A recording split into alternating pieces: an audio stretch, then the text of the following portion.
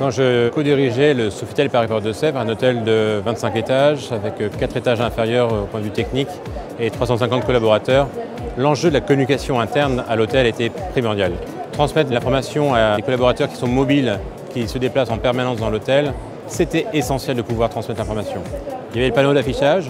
Aujourd'hui, en 2018 et années futures, il y a des applications qui facilitent cette communication interne qui est un élément important pour justement faciliter le travail, aider les collaborateurs au quotidien pour se former, pour apprendre l'activité et les informations liées à l'hôtel, pour accueillir un nouveau collaborateur. C'est un sujet qui est vraiment clé pour l'hôtellerie d'aujourd'hui et demain et c'est un train que les investisseurs et puis les directeurs d'hôtel doivent aller pour vraiment assurer la réussite de leur hôtel, assurer la communication interne, tout cela au service de l'expérience client pour l'hôtellerie de luxe de demain.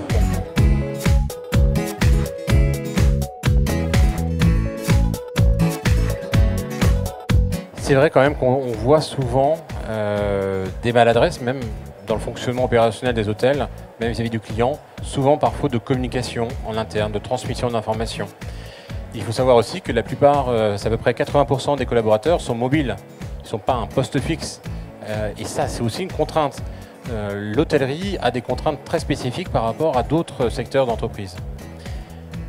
Et pourtant, il faut assurer une formation continue, il faut accueillir des nouveaux collaborateurs. Et souvent, il y a des initiatives qui sont prises par tel ou tel département, mais tout le monde n'est pas au courant de ça. Donc c'est un vrai problème de communication et derrière ça, c'est un souci pour maintenir et assurer une qualité de service au sein de son hôtel. Il y a quelques chiffres clés également. 85% des personnes interrogées déclarent garder leur mobile à portée de main quand ils travaillent. 25% en permanence sur elles et même la nuit. Donc on voit bien aussi, c'est ce qu'on appelle le blurring aussi.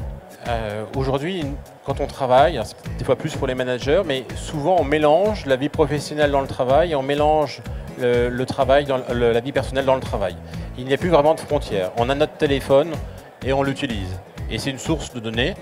Et aujourd'hui, en même temps, on ne peut plus lutter contre ça. On ne va pas pouvoir interdire à quelqu'un, non, ne regarde pas ton SMS ou ne regarde pas tes emails.